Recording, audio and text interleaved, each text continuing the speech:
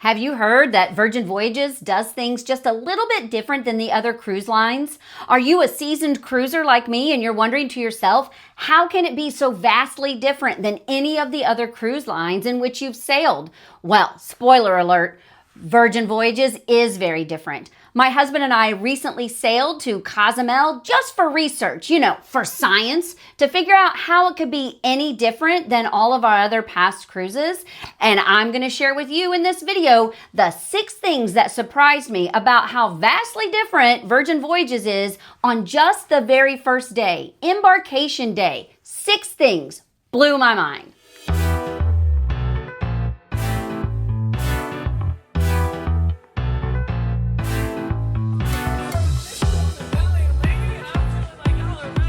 Vacation.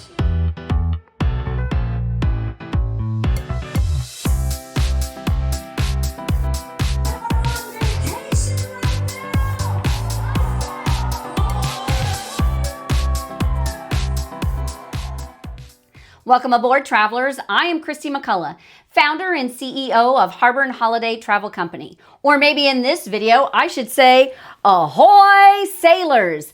I am so excited to share with you the 6 different things that really surprised me on embarkation day from our Virgin Voyages cruise. Let's start off with the fact that you board at a much later time on Virgin Voyages. That's right. Many of the other cruises that I've been on, you could get on board as early as 10:30, 11 a.m. and have lunch and spend the afternoon, but not on Virgin Voyages. They do not allow passengers to embark until later in the afternoon. So as a matter of fact, when I did the check-in for this cruise, I actually had a pretty late time originally on the app when I checked in because we had booked this cruise about 4 weeks ahead of sailing. So there were many other people who had a much earlier check-in time than me. However, when my husband checked in, he actually got a slightly earlier time at 3 p.m. And so we were staying in Southwest Florida at the time. So we drove Interstate 75 across Alligator Alley into Miami. And we arrived at the port about 2 p.m. because we were worried about traffic and such, although it was a Sunday when we were boarding. And so we took our time going into the garage.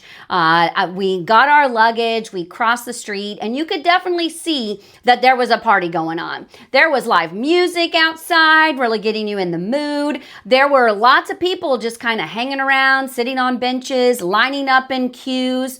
And, we'd been on a pretty long car ride, so I used the restroom.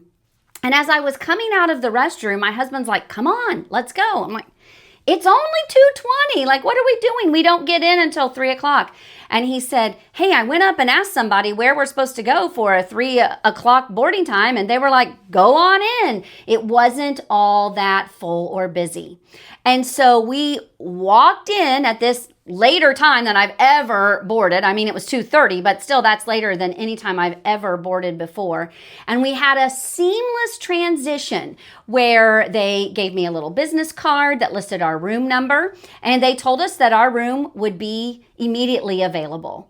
And so I was so excited to be able to head straight to our cabin and drop off my backpack and some other things that I had carried on. So I did not have to lug it around with me in the afternoon on the cruise ship, because that's something that can make embarkation day pretty difficult, is when no one is allowed to go into their rooms yet on the other cruise lines because the cabin stewards are still getting it ready. So people are carrying their luggage, their carry-ons, their backpacks. They're trying to fit in the elevators, right? They're trying to get some lunch and so forth. And they've just got all this stuff.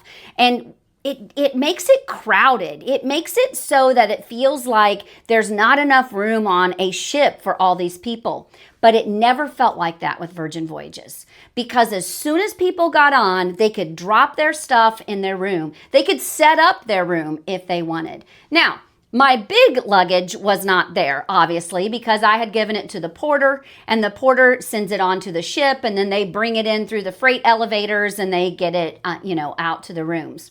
but it still was nice to be able to unload that carry-on so that we could go find some lunch. Another thing that's very different about a Virgin Voyage is actually what's on your balcony if you have one. Actually, they call it a sea terrace. So if you have a sea terrace room, then the majority of those rooms have what they call the hammock. Oh my goodness, the hammock is such a wonderful thing. We had to check it out, of course, right away. So as we were sitting in port in Miami and looking at the beautiful skyline and checking out the waterways and all of the other boats coming and going, I was just chilling out in my hammock. I'm telling you what, I have never wanted to hang out on my balcony so much on a cruise ship. This was an enjoyable time. I could sit there in my hammock and I could plan my itinerary for what I wanted to do for the rest of the time. I could just close my eyes and listen to the lull of the other boats or the water lapping around me. I loved this hammock. I loved it so much, I actually had to get one for myself. The hammocks are so wonderful, I had to bring one home as a souvenir. Yep, you can actually buy them on the ship. I got red because that's the ultimate souvenir to remind me of our actual voyage. However, they had a bunch of different colors there that you could buy as well. They're made by the company Yellow Leaf, and there are women who actually craft these in the country of northern Thailand.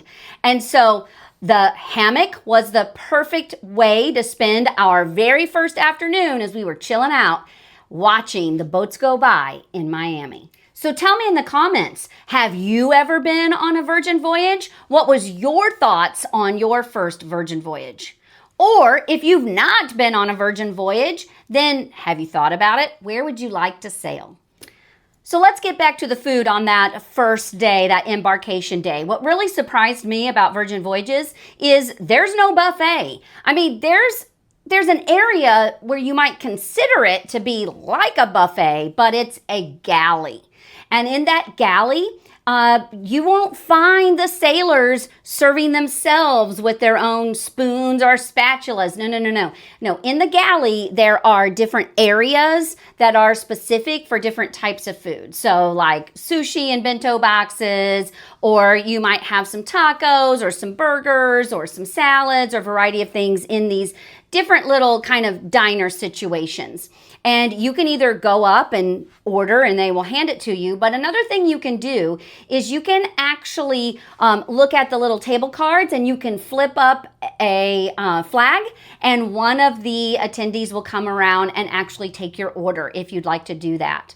And so we did not go to the galley that very first day. We actually went to what they call the dock. And that is a Mediterranean-inspired kind of bar, restaurant area. And they have an outdoor platform that looks off the aft of the ship. That's right, I said aft. Okay, that stands for the back of the ship.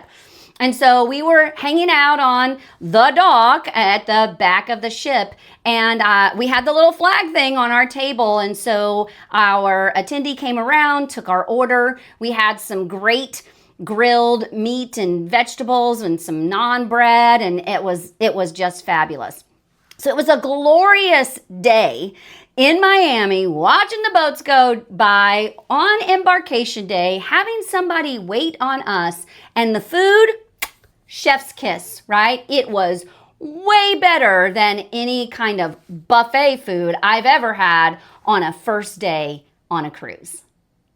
Speaking of dinner reservations, so there is no buffet on this Virgin Voyages cruise, but there's also no main dining room. You know, like a lot of our other cruise lines that we go into, there's one main dining room where we sit down for more formal dining. Or even on like a Disney cruise, you rotate dining rooms, but you keep your same server and you always know where you're supposed to go, you know, that night. Well, Virgin Voyages does things just a little bit different. They have more what they call like restaurant type eateries. And in those restaurants, then it's more specialty dining. So you might have pink agave for Mexican food. You might have extra virgin for Italian food. You might have the Wake as their steakhouse, or Korean barbecue at Gumbay. So there's a variety of different restaurants that they have. And you make your reservations ahead of time so that you can go and you can have a table ready for you. Well, here's the thing. Because we stayed too long at the sail away party and we missed our 6 o'clock reservation at the test kitchen that night, we didn't have any dining reservations. So what are our options? Well, we could go get pizza at the pizza place. We could go to the social club and we could have hot dogs and wings and popcorn, and we could get ice cream, right? We could do all of those kinds of things, or we could go to the galley. The galley is what I said kind of replaces the buffet. Okay, so we could go to the galley and we could actually have somebody wait on us, or back to the dock like we had just eaten a couple of hours ago. So most of the restaurants open up around 5 o'clock for their evening hours.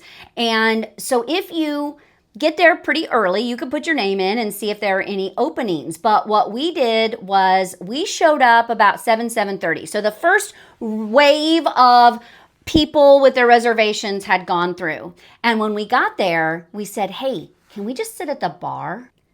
So Jim and I sat at the bar, and we were like one of the first two in that second wave of people who were wanting to dine. We had a blast that first night. We were having fun with the bartenders, and the wait staff came up right next to me to pick up all of their drinks. So we were having conversation and laughing and joking and having a lot of fun. And we loved our girl. Oh, our girl. She was so funny who worked there. Esgy just like kept me in stitches. Boy, she can make drinks and keep all the men in line too. We met some other friends from Boston who joined us, and we started having conversations there. So think about that. If you don't get your reservations right off the bat in the app when you can make them, because I think they go live like days ahead of time. But remember, we booked this cruise last minute. So we were lucky to get what we got. But if you still don't get the reservations that you want, just walk up to the podium and be nice to people and see if they have any openings or availability, because people cancel their reservations all the time. But the other option is, if you're a smaller party, just ask if you can sit at the bar. Now, if you're a party of 12 wanting to sit all together, you definitely need to have some reservations. But if it's just you and your significant other or best friend or whatever is going on, like, the bar is just a simple option. Finally, one of the other things that surprised me was on day one, they have a PJ party. That's right, a PJ party, a pajama party. Because, you know, the first day, it's a lot of people traveling. Because they have a later embarkation day, some people do fly in the day of. I know that's not what we want most sailors to do, but they do it. Or like us, we were driving across the state of Florida to get there. And so everybody's kind of traveling, you know, getting their stuff settled once their suitcase comes in and they're unpacking, and nobody really wants to get dressed up. So it's very casual. Most of the Virgin Voyage cruise, it's casual like the whole time. Oh, they have a wee fancy night, but you don't have to. It's just casual. But then the PJs come out. That first night, people wear some of their best PJs. Some people wear some of their funniest PJs. Some people take this as a chance to almost have like a costume going on. And so we were in Miami going to Bimini that next day. So we were in southern Florida in March. It was nice and warm and balmy. So our PJ party was upstairs, one of the top decks in the athletic club area. And it was a ball. Now, did we stay real long? No, because it started at 10:45. And if you know me, I'm an early to bed, early to rise kind of girl. But I had to check it out. I had to see what was going on. I had to see all of the crazy people out there listening to the music, dancing around, having their nightcap. And you know what else? It was a lovely evening to walk past the Virgin Voyages neon sign way up at the top of the ship and take a selfie. It was a beautiful night, and I'm glad I didn't miss it. So tell me down in the comments, would you ever attend a late night pajama party? And what pajamas would you wear? So that's it, guys. Those are the things that surprised me the most on embarkation day of a Virgin Voyage. It is very different than any of the other sailings that I've ever been on. But you know what the biggest difference is? No kids. No kids. No kidding, right? And it just had a completely different feel. Now, I love kids, okay? I was a teacher. I have a granddaughter. I love my nieces and nephews. I love children. But there's just something about seeing adults in this kind of setting. They tend to relax. They tend to play around. They tend to have a lot more fun on their vacation. And so if you are interested in maybe taking a Virgin Voyage in the future, be sure to reach out to me. Also, there's the link in the bio that will take you to the Virgin Voyages link so you can check out different destinations. Or if you would be interested in joining Jim and me on August 2026, we are going to be in the Mediterranean for the total eclipse of the Med cruise on the Scarlet Lady. We'd love to have you join us. Check out the link in the description below. So thanks for joining me in this video. And if you are interested in seeing any of the other videos, be sure to click on the one over here so that you can check out what else we're doing in our travels. And as always, wherever you go, I hope you find joy in the journey.